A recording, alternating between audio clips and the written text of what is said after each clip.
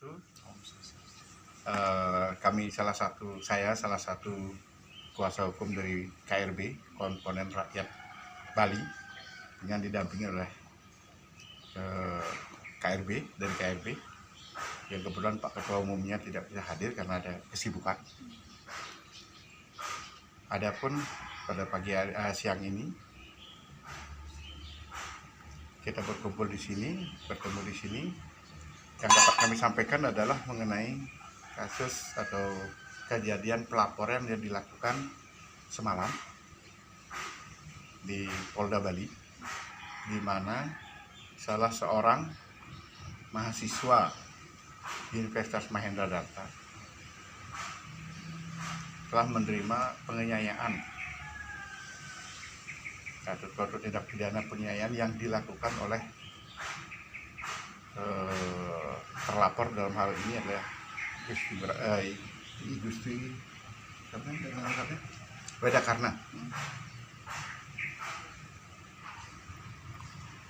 Dan atas kejadian ini korban datang ke KRB. KRB adalah merupakan komponen rakyat Bali yang terdiri dari organisasi masyarakat Bali yang peduli akan budaya dan adat Bali, di mana di KRB ini bergabung Sandi Murti,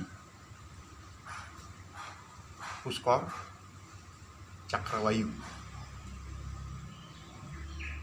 Dalam pelaporan di Polda Bali dari ketiga unsur ini, semua mendampingi kemarin, mana laporan yang dilakukan adalah dengan penganiayaan dengan pasal 351 dengan LP 135 laporan. Dan pada malam itu juga kemarin langsung dilakukan visum terhadap korban, di mana terdapat lebam pada pelipis kanan, ada goresan cekikan di leher, sehingga korban agak kesulitan dalam melakukan pekerjaannya. Dan korban datang meminta bantuan tanpa ditekan atau tanpa ada unsur paksaan.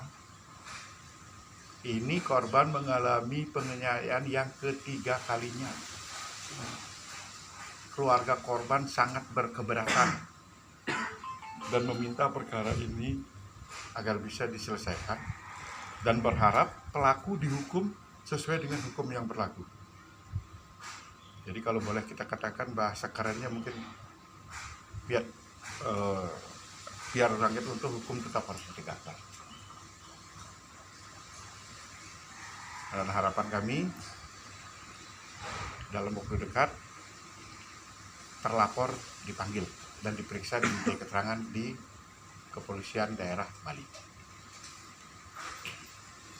Untuk kronologi kejadian penganiayaan awalnya bermula dari mana, Pak? Kronologinya adalah pada tanggal 5 hari Kamis sekitar jam 12 siang atau di antara jam 12 jam setengah 1, korban ada di rumah pelaku yang jaraknya tidak lebih 200 meter dari tempat kejadian. Itu disuruh memasukkan barang-barang ke mobil.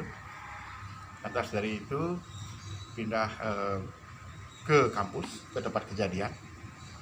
Sesampai di tempat kejadian, terlapor memanggil pelapor dipanggil untuk mengambil sebuah tas di mobil. Nah, karena mobil itu penuh mungkin atau bagaimana, pada saat membuka pintu jatuhlah tas yang dimaksud. Tas dimaksud jatuh, dilihat oleh terlapor. Terlapor memanggil apa saja itu, dibilang yang kalau tidak salah saya dengar itu adalah apabila ada makanan jatuh, saya tidak mau makan makanan yang sudah menyentuh tanah. Kalau obat-obatan jatuh, saya tidak mau meminum obat itu, kamu harus menggantinya. Pelapor karena merasa bersalah meminta maaf, tidak ada, yang jatuh hanya tas saja. Coba diceklah oleh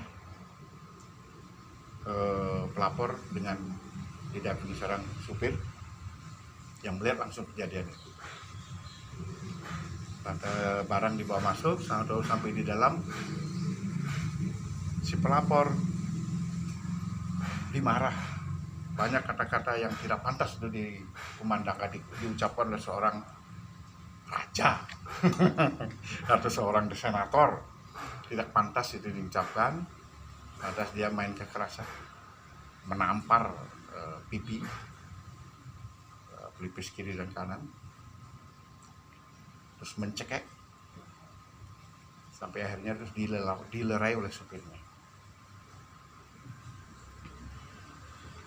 Dalam kejadian itu, si pelapor atau korban sangat takut, secara psikis bertemu dengan kita pun juga tidak mau. Terus dia pulang ke mes, oleh keluarganya diajak dia pulang. Dalam perjalanan pulang ke rumahnya di negara, dia teringat dengan KRB. Jadi tidak ada unsur politik, kami tidak pernah mempolitisasi seperti apa kata orang. Kami tidak mencari-cari kesalahannya oleh kami. Ini murni beliau datang minta tolong, orang tuanya juga mengatakan, saya orang tidak mampu. Jadi tidak terima anaknya diperlakukan seperti itu. Nah, atas pada kemarin itu jam 12 siang kita rembuk dengan beberapa teman pengacara. Oke, kita lapor. Maka kami lapor, dan korban dengan orang tuanya dan keluarganya, beberapa keluarganya, kakak dan saudara-saudara yang lain, itu kami ajak ke Karangasem. Beliau sekarang ada di Karangasem, di mana kami tidak bisa beritahukan, yang jelas masih ada di Bali. Jadi untuk mempermudahkan kami komunikasi. Untuk saksi sendiri berapa orang, Pak? Yang Saksi waktu kejadian? Waktu kejadian itu ada 2 orang. 2 orang. Terus informasi yang beredar, pelapor mempunyai hubungan kerja dengan si terlapor sebagai apa, Pak? Korban adalah mahasiswa, dan menurut yang dilakukan oleh terlapor adalah merupakan ajudan, tapi saya tidak melihat adanya SK atau surat penunjukan dia sebagai ajudan. Secara personal mungkin, Secara personal. Selain diajak ke sana kemari warawiri, sehingga perkuliahannya pun tidak jelas. Jadi dia digaji gitu? Tidak digaji. Oh, tidak digaji. Tidak digaji. Ini kan untuk kejadian yang ketiga tadinya. Ya. Dua kali sebelumnya. Kedua kali sebelumnya Ada di kampus juga atau gimana? ada di kampus, ada juga di tempat saya. Sehingga pernah pulang malam-malam sampai jam subuh, sampai di negara dalam keadaan basah dan menggigil. Orang tuanya masih memaafkan, tapi ini yang ketiga kali cukup. Korban semester berapa sih? Semester 6. Fakultas Nabi, Pak. Fakultas saya lupa. Nggih, siap. Oh, ekonomi. Ekonomi. Fakultas ekonomi kalau tidak salah ya, kalau saya ekonomi. Tapi nggak pernah kuliah. Kalau saya tanya, kamu semester apa? Semester 6. Apa yang kamu tahu tentang ekonomi? Nggak tahu. Korban itu tinggal di rumah Menurut penuturan korban, dia tinggal di mes, diberikan mes, ya. bersama berapa orang? Beberapa banyak. Banyak orang. Korban ini laki-laki, Pak. Korban laki-laki. Dari pengakuan korban itu mahasiswa yang jadi ajudan terlapor ini ada berapa? Waduh, saya kurang jelas, ada 6 atau 8 orang itu. Banyak Jelas yang lebih jelas. ada orang. Ada orang lain lagi ya. Dan kejadian pemukulannya di ruang tesis. Jadi di kampus, Pak, ya. Di Jalan Kenarok. Kebetulan memang si terlapor ada kegiatan di sana, Pak.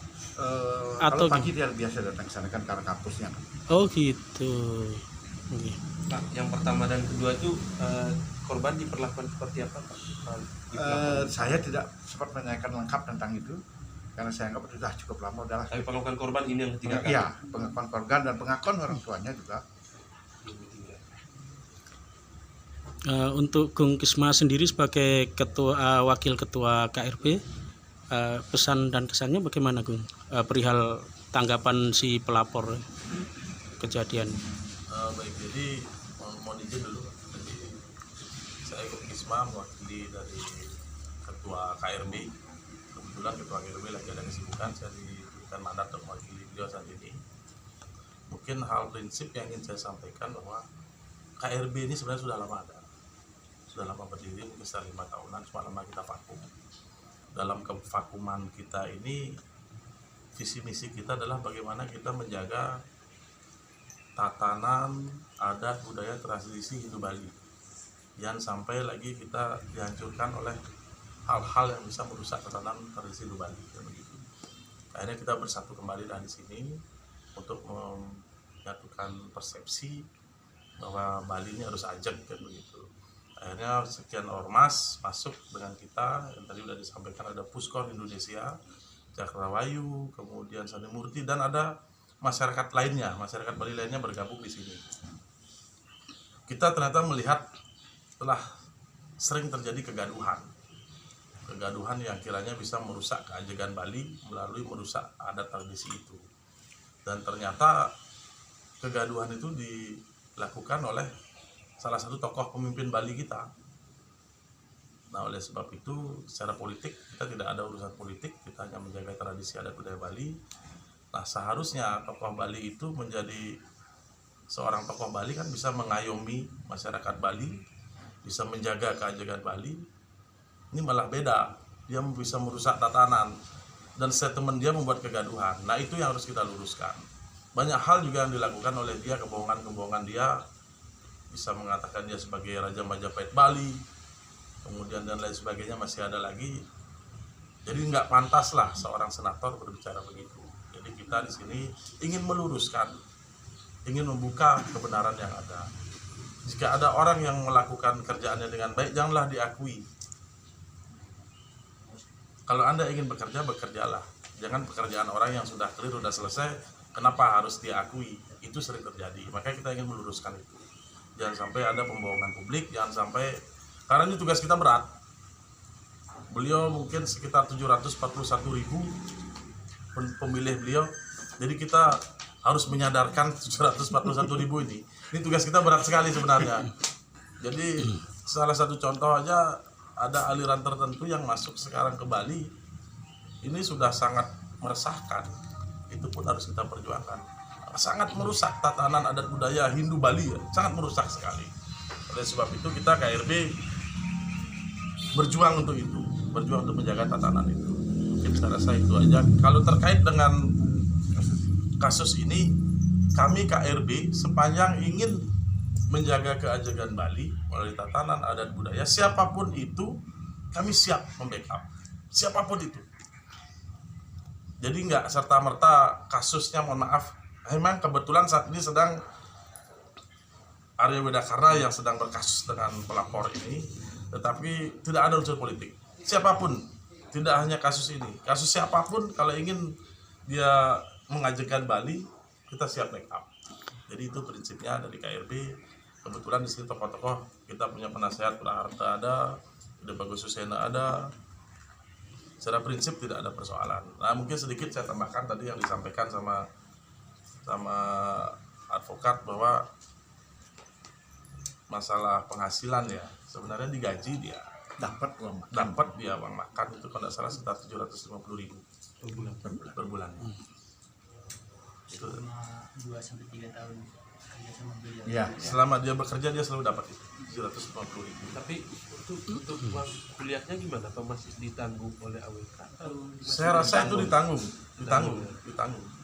sama AWK semua. Karena emang tadi sempat juga ngobrol, memang disarankan untuk sekolah di situ, kemudian akan ditanggung biayanya, tapi sambil bekerja.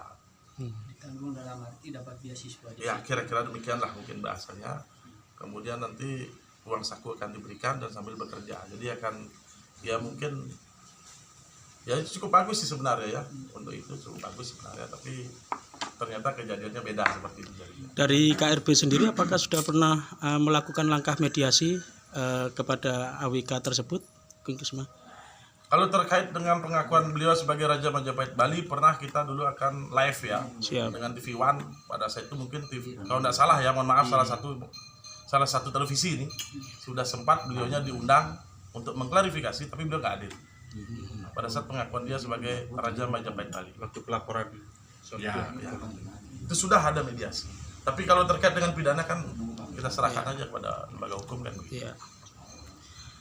Langkah kedepannya dari Pak Lawyer seperti apa, Pak? Setelah pelaporan, Pak. Setelah laporan kami siap menindaklanjuti.